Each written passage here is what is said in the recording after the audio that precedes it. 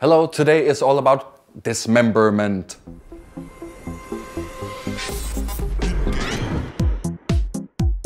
I have been playing the Xbox One exclusive title Ryse, Son of Rome, and what I think about the game and the review itself you can see right here. Ryse, Son of Rome is an Xbox One exclusive and puts you in the role as a protagonist, Marius, who serves as a warrior of the Roman army and has now returned home until he yet again returns to the battlefield. Septima! Barbarians! Follow me! But shortly after returning home, Rome is attacked. He then sets out on a revenge quest to avenge the horrors that happened in his hometown. The story of Ryse is kind of similar to the Ridley Scott movie from 2000, Gladiator. Full of slimy politicians, brave soldiers and blood-craving barbarians, Marius even enters the historic Colosseum for a glorious yet bloody gladiator fight.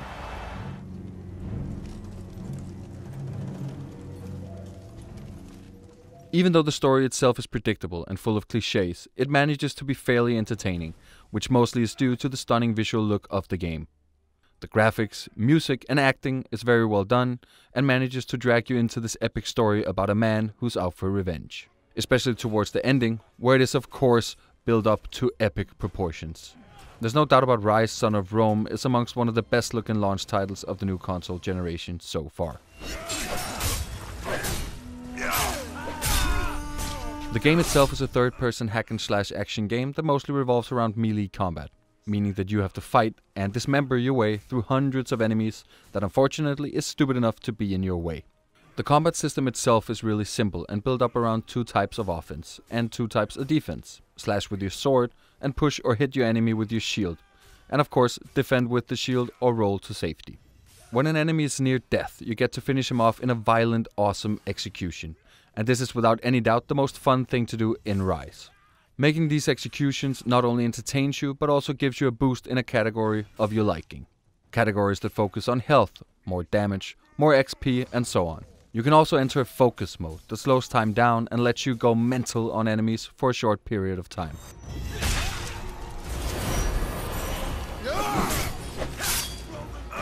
The combat system in Ryse is pretty deep. Unfortunately, it doesn't feel that way. There's no real bonus for building up kills using combos, seeing as all you get is the possibility of making your execution 1 to 2 hits earlier than you would in a normal execution. And even though the bloody and gory quick-time executions is awesome to look at, there's absolutely no challenge in doing them. It doesn't matter what buttons you push, and you can actually do the execution without pressing a button at all. Not cool. Even though it's satisfying to look at, some consequences to not doing them correctly would have helped the game. One of the biggest issues with Ryse is the lack of diversity in the enemies you're fighting, both in their looks but also in the way of attacking you. They all look the same and almost have identical ways of attacking you, which unfortunately mostly is limited to one type of attack visually. Besides that, you only have your sword and shield through the entire game, and of course the occasional spears that you pick up. Some variation here would have been great for the game as well. You can also do other things than fight in the regular melee way. They've implemented different things like walking in a shield formation with your fellow soldiers, command long-distance weapons and take charge of ways to defend areas.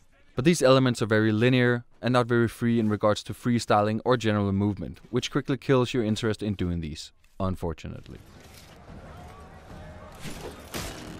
When you finish the campaign in Ryse, you get the option to play multiplayer and fight in different scenarios in the Colosseum. With a friend you can fight hordes of enemies while finishing different tasks like defending areas or setting things on fire. None of these tasks require much teamwork and you quickly end up doing your own thing and kind of forgetting that you have a buddy in the game, well at least until he needs to be revived. The multiplayer unfortunately only brings more combat in the way as it was in the campaign and therefore has a hard time keeping the player interested. Ultimately, why can't I fight my friends in this game?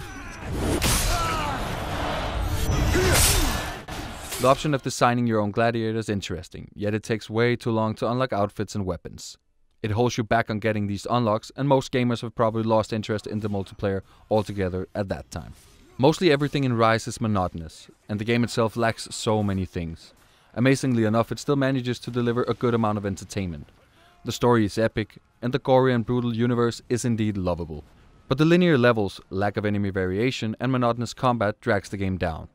A lot of the elements in the game feels half-assed and does not deliver quality as in regards to the visual and graphic level of the game.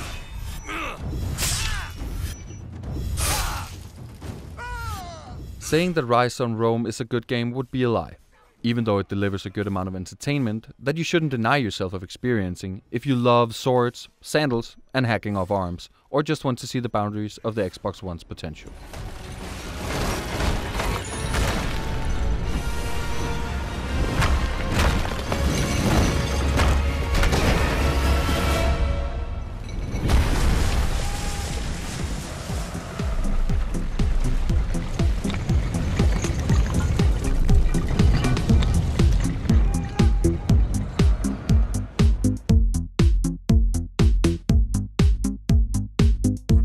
The game is of course out if you have an Xbox One system. Please let us know in the comment section below what you think about the game, or about us, or the review. And remember to like and subscribe if you like what we're doing. Bye bye.